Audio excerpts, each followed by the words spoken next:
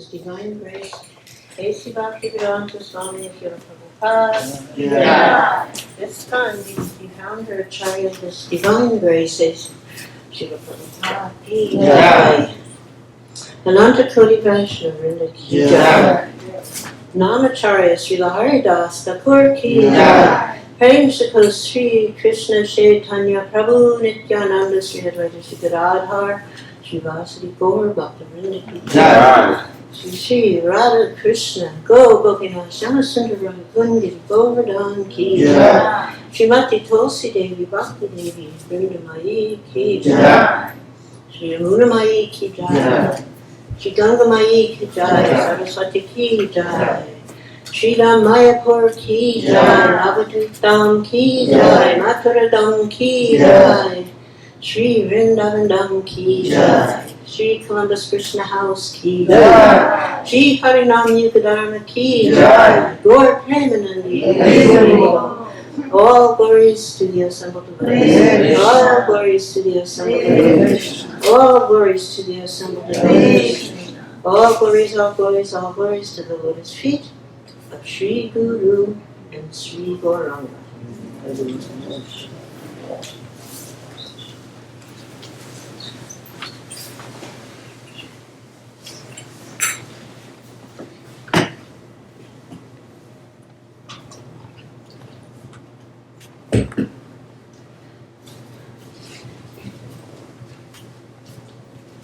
So, there will be a little discussion.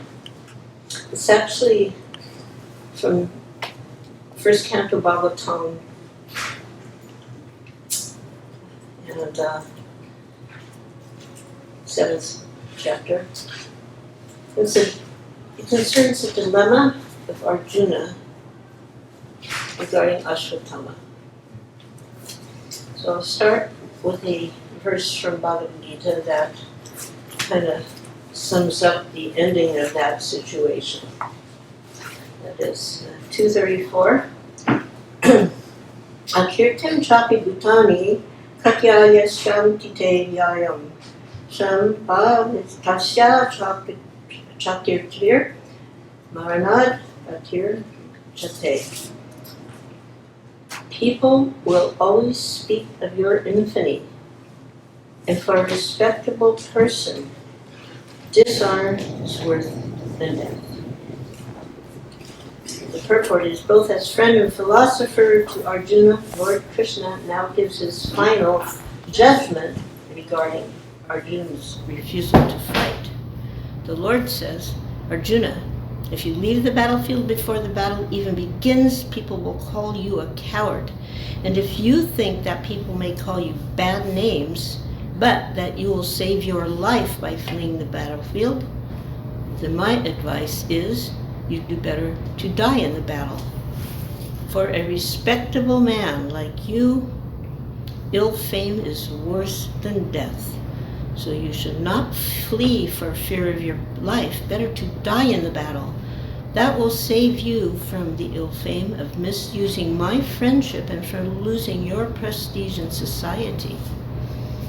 So the final judgment of the Lord for Arjuna was to die in the battle and not withdraw. But he was not being condemned to death.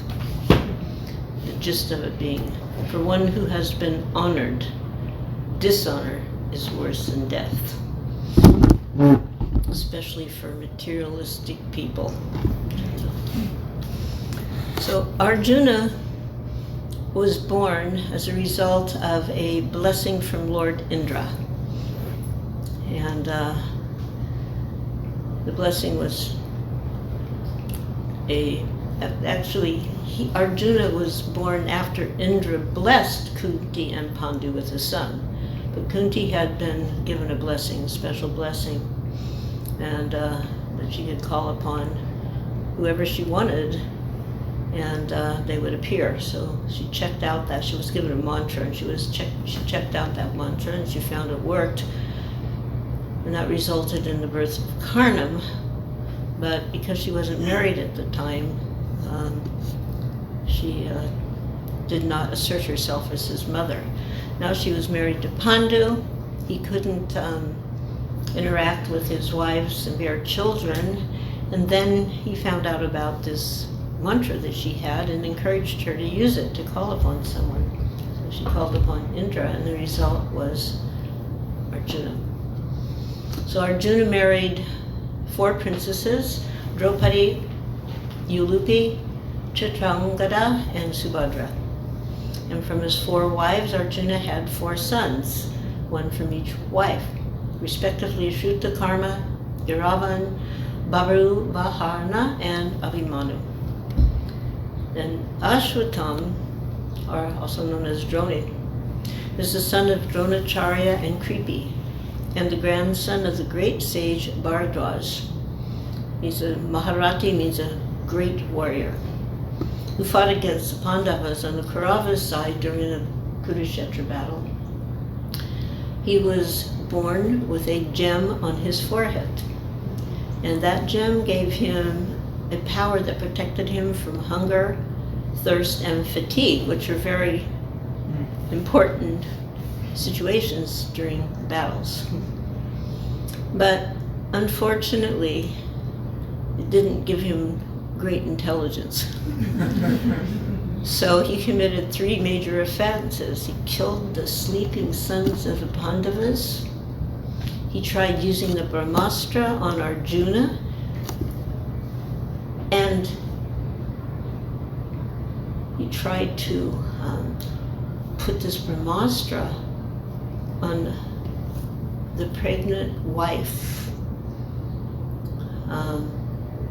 to kill Abhimanyu, the son of Arjuna. So his wife was Uttara. She was pregnant, and he tried to kill that child in the womb of Uttara. So for spiritual advancement of knowledge, and he didn't succeed.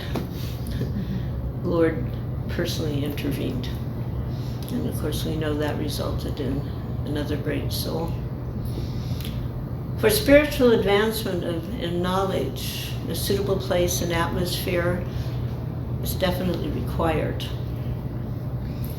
And it's considered that an ashram, or in this case a temple, but an ashram is a place where spiritual culture is always foremost. And it doesn't matter whether the place is run by a householder or a mendicant, a sadhu. The whole Varnashram system is designed so that in each and every status of life, it's called an ashram. Brahmacharya ashram, sannyasa ashram, grihastha ashram, vanaprastha ashram. And this means, Prabhupada explained that this means that spiritual culture is a common factor for all. And the only difference really is a matter of formality on the strength of renunciation. So, impersonal realization of the Absolute by the partial approach of the impersonal Brahman, or the localized Paramatma, is not for anyone to enter into the kingdom of God. In other words, the impersonal Brahman is not going to give you full self-realization, and neither will it directly connect you to Krishna. Sri Narada advised Vyasadeva to become absorbed in transcendental meditation on the personality of Godhead and his activities.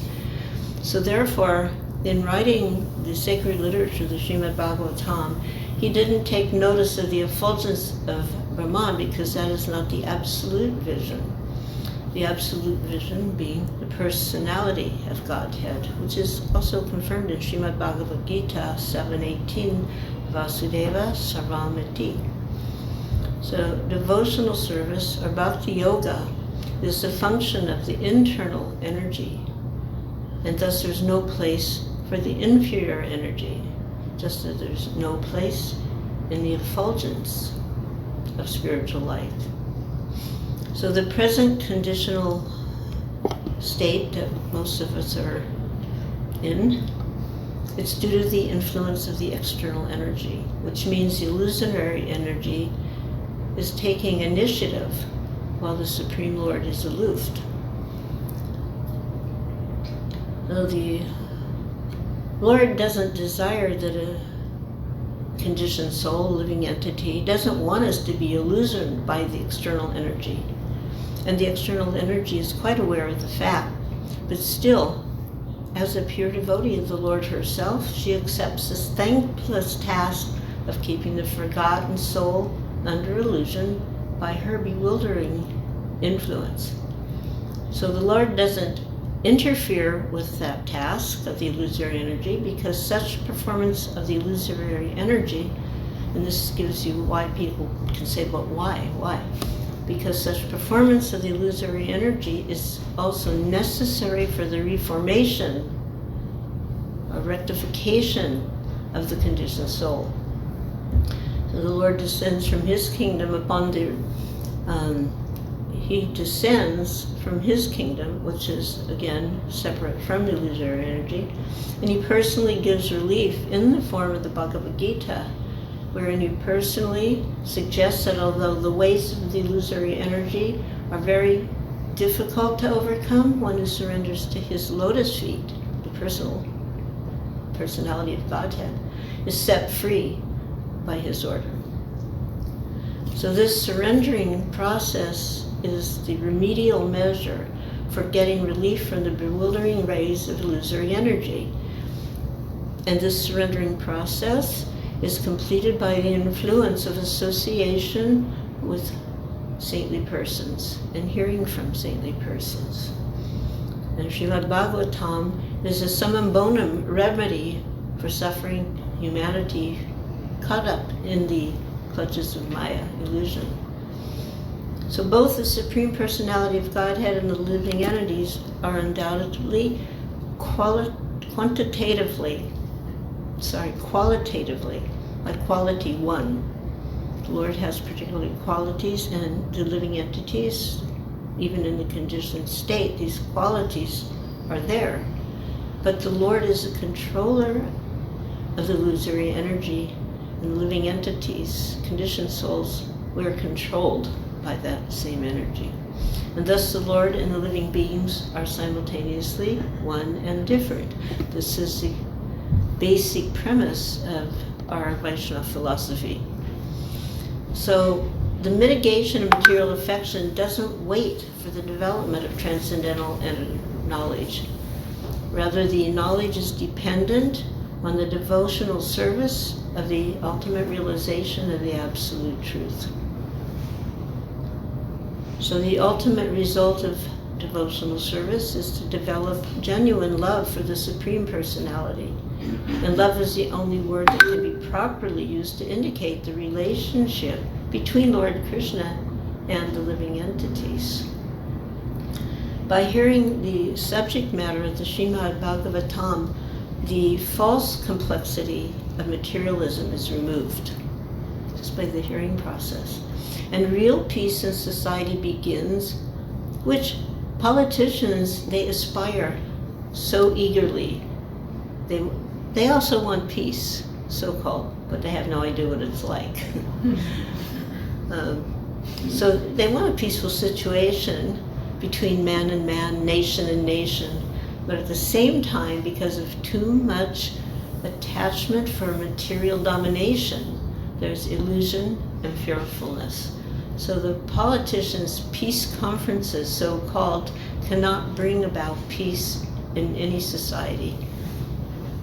It can only be done. Peace can only occur by hearing the subject matter of the Srimad-Bhagavatam, described in the Srimad-Bhagavatam, about the personality of Godhead, Sri Krishna. So the theme of the Srimad-Bhagavatam is the cure of the materialistic disease of the human being, or stopping completely the pangs of material existence. All this other stuff is just rearranging the furniture in the room. No matter where you put this or that, it's going to still be the same room. So in the material world, we just spend our time rearranging the furniture, changing the names, still the same place of suffering and distress and illusion. You know, the real cure here about Krishna, as elucidated in Srimad-Bhagavatam. So the word Hari conveys various meanings, including thief. But the chief import of the word is He. The Lord vanquishes everything inauspicious and takes away the mind of the devotees by awarding pure transcendental love. By remembering the Lord in acute distress, one can be freed from all miseries and anxieties. So generally what happens is liberated souls become attached to the impersonal Brahman. But by the association of pure devotees, then even the liberated soul becomes attracted to the transcendental qualities of the Lord. And the devotees and the Lord are interlinked. They can't be separated.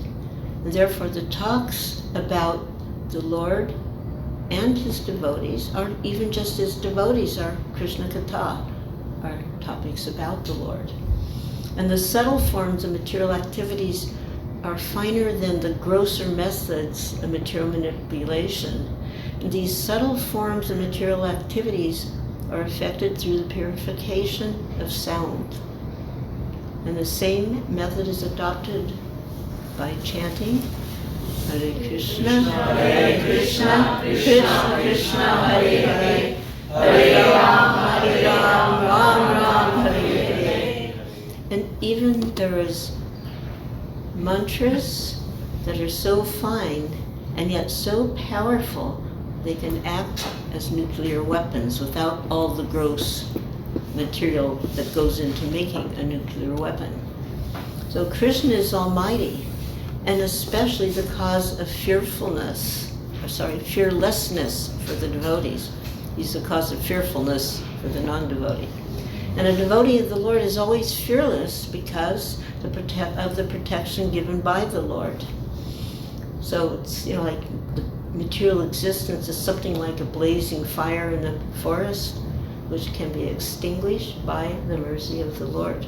We sing that every morning, Cham Saradava Nalaliloka. So the spiritual master is a mercy representation of the Lord. And thus a person burning in the flames of material existence may receive the rains of mercy of the Lord through the transparent media of the bona fide realized self, spiritual master. And the spiritual master, by his words following in the parampara, can penetrate the heart of the suffering person and inject pure transcendental knowledge, and that's that which can extinguish the blazing fire of material existence. So both Arjuna and the Lord are described as being in an angry mood when confronted with the inhuman action of Aswathama. Arjuna's eyes were described like balls of red copper, whereas the eyes of the Lord were described as being like lotuses. So that meant that the angry mood of Arjuna and that of the Lord were not on the same level. The Lord is transcendence and his absolute in any stage, so his anger isn't like the anger of a conditioned being within the modes of material nature. Because he is absolute, both his anger and his pleasure are the same. So even if he's angry, the object of anger is blessed. Just like in the battlefield of Kurukshetra, all of these warriors were being killed, and the Lord was blessing their death by liberating them. So a Brahma Bandhu is a person who's taken birth in a Brahmin family, but he's not qualified. Therefore he's addressed as a relative of a Brahmin, but he's not a Brahmin. Prabhupada gave the example of a high court judge. So you may be the son of a high court judge, but you are not on the equal level. So you can be addressed as a relative or the son of the high court judge, but not as such a judge. Birthright is not a condition or a qualification. So an enemy who doesn't resist is never killed by a warrior who knows the principles of religion. Formerly, battles were fought on the principles of religion, not for the sake of sense gratification. There were codes of religious war. So a life for a life is punishment for a person who cruelly and shamelessly lives at the cost of another's life. And political morality is to punish a person by a death sentence in order to save that cruel person from going to hell. So, there's a lot of argumentation in our current age with moral codes, but moral codes according to the worldview, which is not connected to Krishna. But actually, a murderer is condemned by the state for his own good, so that in his next life he doesn't have to suffer for such murder. And such a death sentence for the murderer is actually the lowest possible punishment. So Aswathama, the son of Dronacharya, he committed murder by killing the 5 sleeping sons of Draupadi, by which he dissatisfied his own master Duryodhana, who never approved of such heinous acts as killing these sleeping children of the Pandavas. So this meant that Aswathama became an assaulter of Arjuna's own family members, and thus he was liable to be punished by him. In the Shastra, it is said that he who attacks without notice from behind, or sets fire to another's house, or kidnaps one's wife, is to be condemned to death. Draupadi, the mother of the 5 children of the Pandavas, after hearing of that massacre of her sons, began to cry in distress. Her eyes were filled with tears, and trying to pacify her great loss, Arjuna spoke to her. "O gentle lady, when I present you with the head of that so-called Brahmana, after beheading him with my arrows from my Gandiva bow, I shall then wipe away your tears and pacify you. And thus, after burning your son's body according to religious principles, you can take your bath standing on his," meaning Aswathama's, head. And he began to prepare for that task, putting on his armor, etc. Aswathama, suspecting what was about to happen, was now fearing for his life, and he released a Brahmastra, which was a weapon just like a nuclear weapon, but it was utilized, it was affected through mantra. There was one problem. Aswathama did not know how to withdraw this weapon. He didn't know the art of retrieval. So this Brahmastra was heading towards Arjuna, and he could see this, Arjuna could see this glare coming at him, and he prayed to Krishna, "Oh Lord of Lords, how is it that this dangerous effulgence is spreading all around? Where does it come from? I don't understand." So anything that's presented before the personality of Godhead should be done so after due presentation of respectful prayers. And that's the standard procedure. So Sri Arjuna, an intimate friend of the Lord, is observing this method for general information. And the Supreme Personality of Godhead said to him, "Know for me that this is an act of the son of Drona. He has thrown the mantras of nuclear energy, Brahmastra, but he doesn't know how to retract the glare. He's helplessly done this, being afraid of imminent death. Retract them." So, seeing the disturbance of the general populace and the imminent destruction of the planets, because if he had properly discharged this weapon, it would have gone specifically to the one point it was intended, and then he would call it back.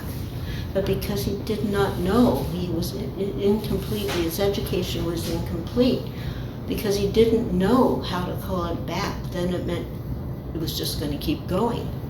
and the imminent destruction of the planets was at hand. So Krishna instructed Arjuna, you call them back, retract them. And this was done. He desired that both weapons, because Arjuna also, he threw a brahmastra back at Aswathama, but understanding that Krishna wanted both weapons to be withdrawn, Arjuna immediately carried out that order. So it was described, his eyes were blazing in anger by like two red balls of copper, and he just dexterously arrested the son of Gautami and bound him with ropes like an animal. And after binding Aswathama, Arjuna wanted to take him to the military camp. But the personality of Godhead was looking at him with his lotus eyes, and he spoke with anger to Arjuna. Arjuna, you should not show mercy by releasing this relative of a Brahmana, Brahma Bandhu, for he has killed innocent boys in their sleep. A cruel and wretched person who maintains his existence at the cost of others deserves to be killed for his own well-being. In other words, it wasn't just out of retribution, but for the well-being, because the devotee is compassionate to all, even such a ruthless soul. But out of compassion for this person's well-being, he should be killed. Otherwise, he'll drown by his own actions. And then the Lord reminded Arjuna, furthermore, I've personally heard from you that you promised Draupadi you would bring forth the head of the killer of her sons. But being soft-hearted, Draupadi could not tolerate seeing Aswathama bound up by ropes. And being a devoted lady, she said, please release him. He's a Brahmana. He's our spiritual master. My Lord, don't make Kripa, the wife of Dronacharya, cry like me. I'm aggrieved for the death of my sons. She need not cry constantly like me. And in this plea, King Yudhisthira fully supported her. He supported the statements of the queen, which were in accordance with the principles of religious, and were thus justified, glorious, full of mercy and equity, without duplicity. Draupadi herself was a mother, therefore her calculation to the depth of Kripi's possible grief was quite to the point, and it was glorious because she wanted to show proper respect to a great family. And the younger brothers of Arjuna, Nakula and Sahadev, they also agreed. And Satyaki Arjuna, he also agreed. And the other royal ladies of the palace and others all unanimously agreed with King Yudhisthira. However, Bhima, another son, disagreed with them and recommended killing this culprit who in an angry mood had murdered sleeping children for no good purpose, and neither his or his master's interest. So there was the problem. There was Arjuna's dilemma, what to do with Aswathama. He had him bound up by ropes. And Lord Krishna is a very dear friend, and on one side, Krishna, Bhima, kill him. But his mother, there was Draupadi, his dear wife. Please don't do this. Release him. There was Yudhisthira and others who agreed. A friend of the Brahmana is not to be killed. But if he's an aggressor, he must be killed. What to do? He was perplexed. And Lord Krishna, as a very dear friend of Arjuna, voluntarily took up the matter just to effect a solution. Just as in the Bhagavad Gita, when Arjuna was in that dilemma, fight or not fight, and Krishna spoke to him, smiling.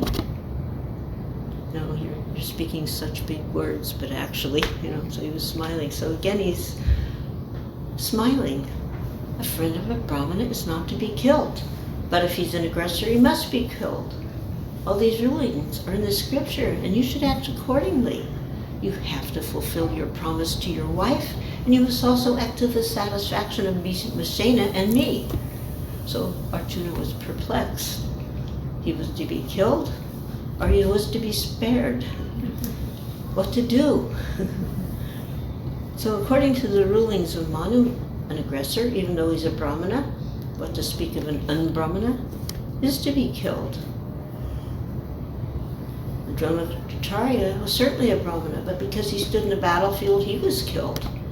So Aswathama was an aggressor, but he stood without weapons, yet he was an aggressor. So what to do? An aggressor is to be killed. But without a weapon or a chariot, he cannot be killed. What would any of you say about that?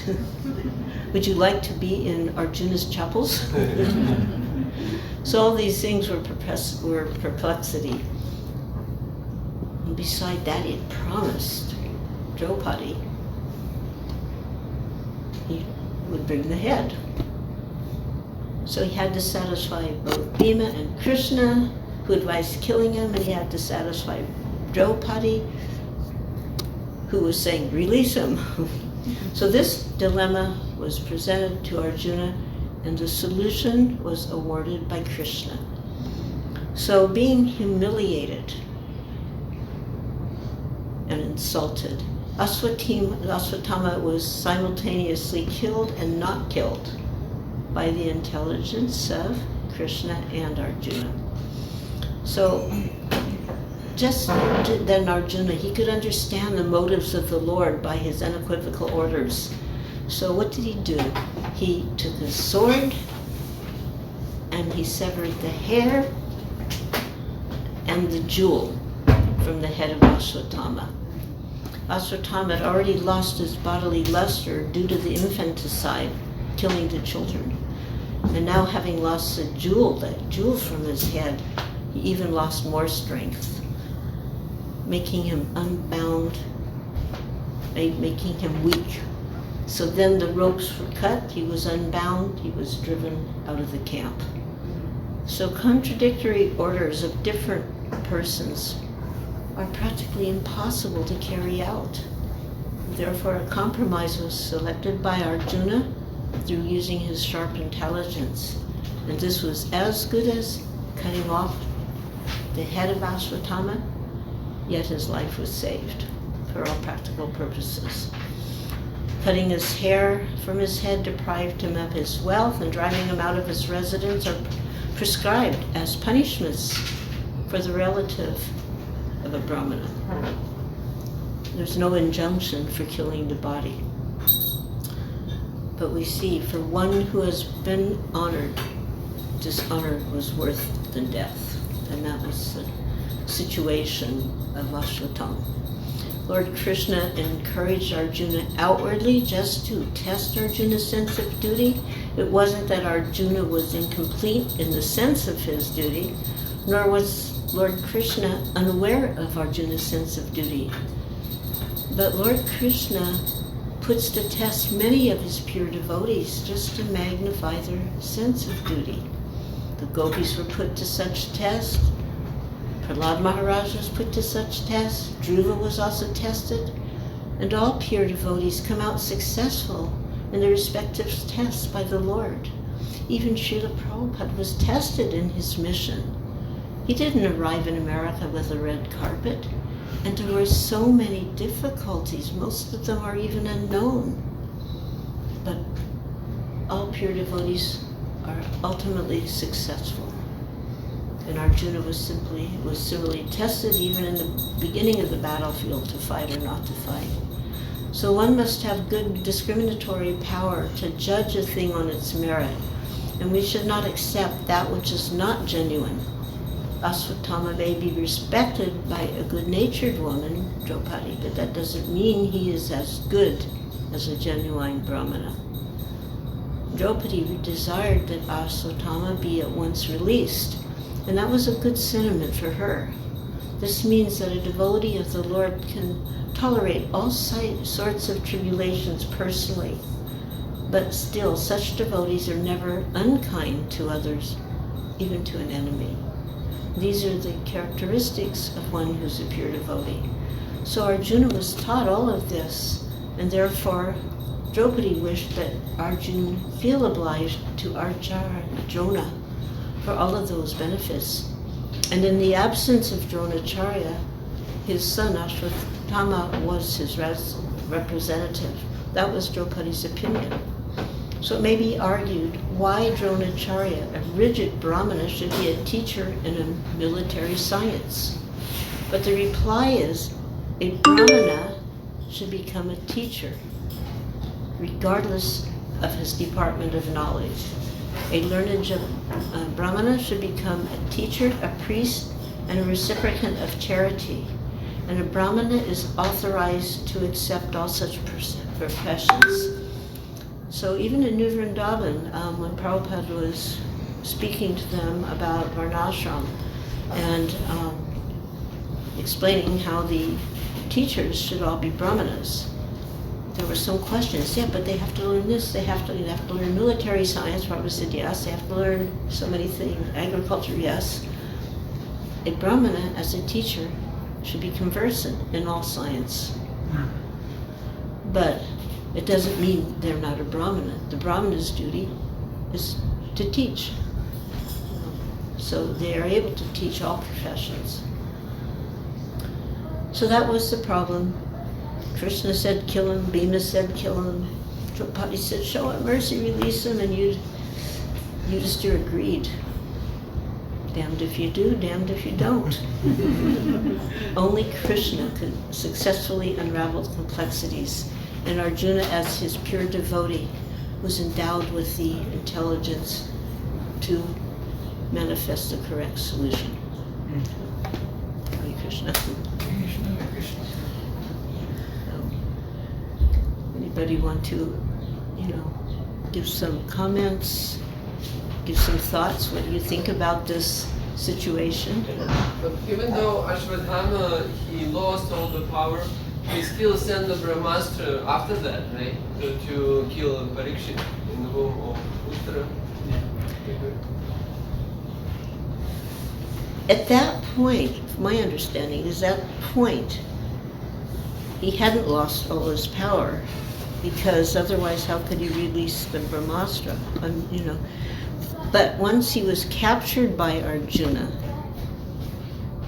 then certainly all power is gone. It was explained by the loss of his, first the two things on his head, the jewel, which was here, and the hair, that was it.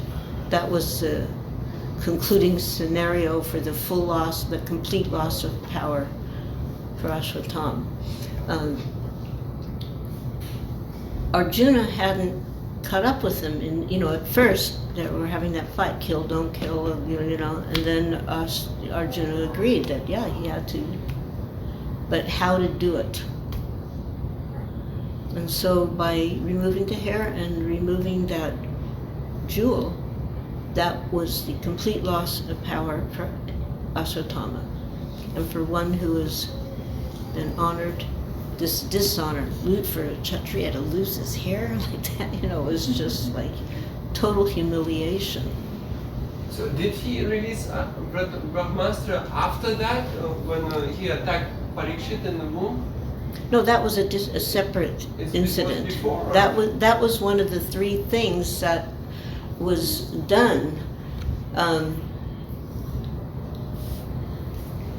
Yeah, I see your point there. And that was but after that or before?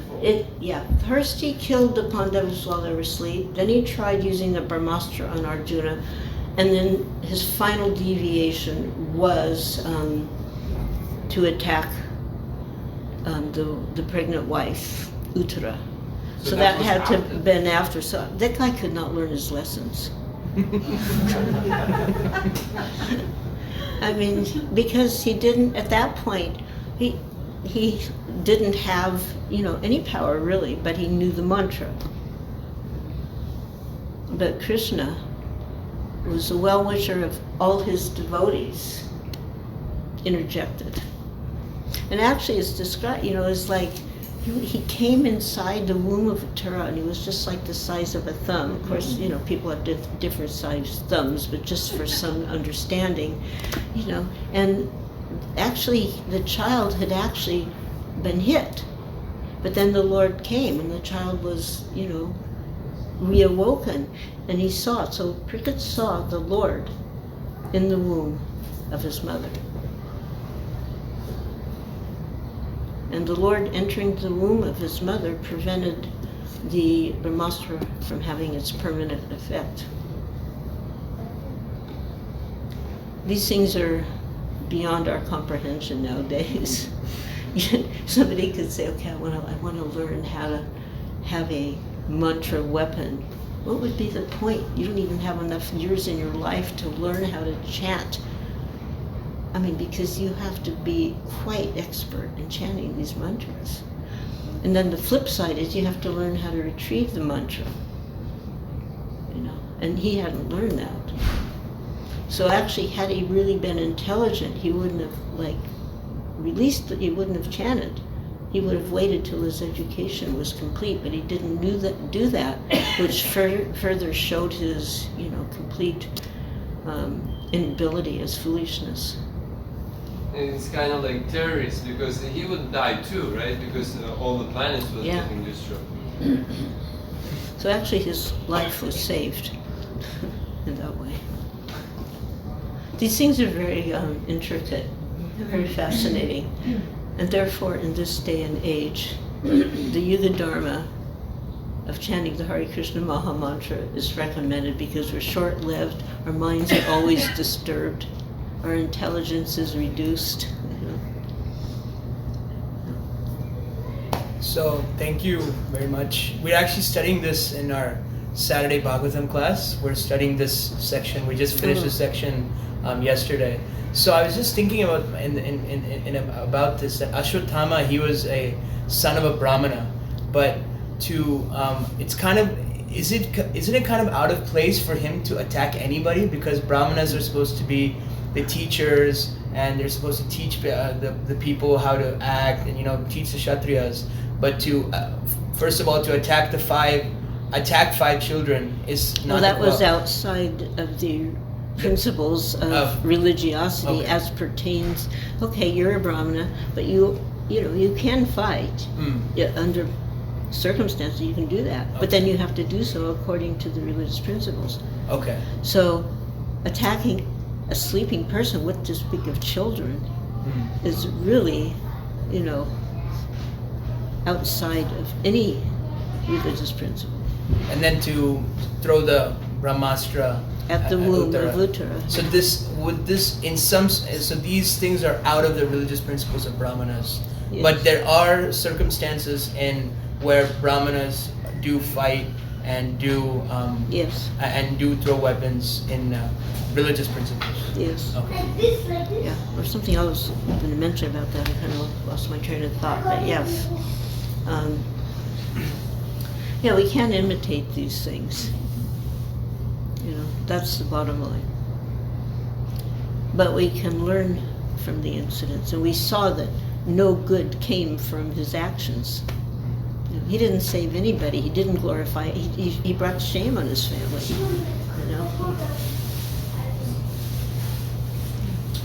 So this section really talks a lot about, obviously, as you said, we can't really do these types of things at this time.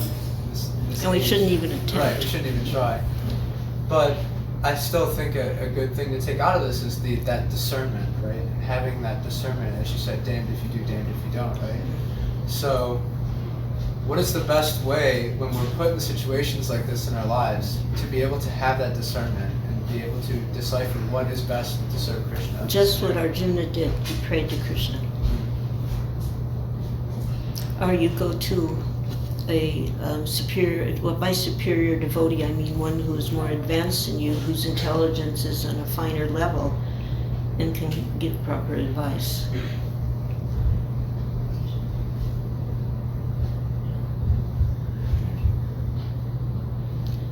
Okay, so anyone? Hare Krishna for those who came in. I see Jill, I see Lakshmi, I see others. Hare Krishna. Any others? Yes? So just like what Hari mentioned, we just finished this session in our Saturday program. And I didn't even know that. Yeah, it's been going on for It was Super Soul. almost 2 years. But yeah, we have been having this discussion and we have got a lot of good answers, but would like to get your opinion also on that. That there are some contradictions in how the devotees act on Krishna's instructions.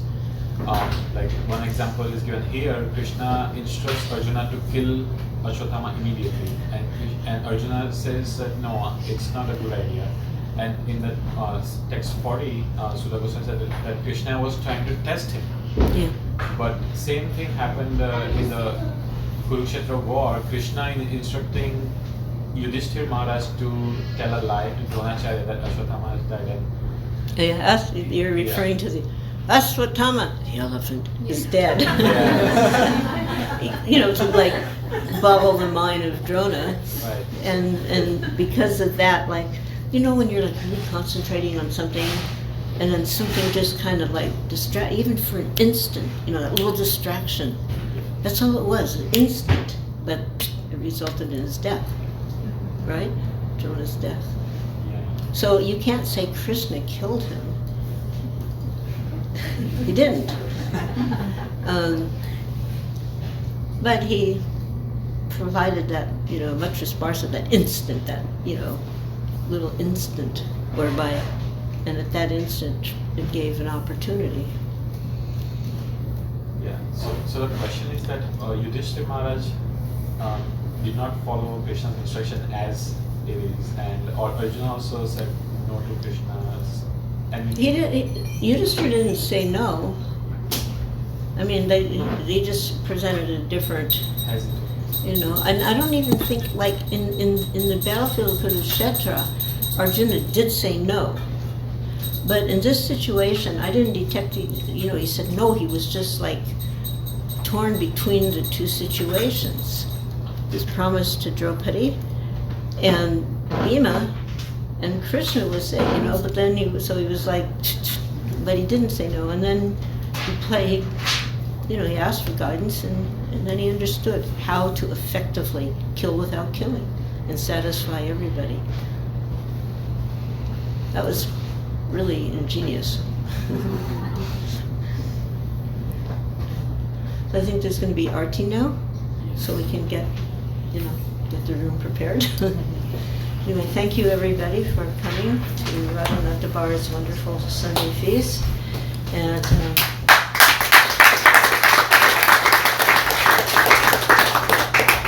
don't forget what's coming soon. Well, yeah, Janmashtami, Balaram's appearance day. Janmashtami, Radhastami. We're going to roll here. What to speak? That was Divine Grace, Srila Prabhupada's appearance. And also, in September, on the 17th, is the 17th or 19th, I get the two confused, but Prabhupada arrived. We have that weird calendar that goes by, so every year is a different date. But his actual arrival date was like in September. And September 19th or 7th, it was the 19th. And also, 17th he arrived, I think 19th he took sannyas, different years.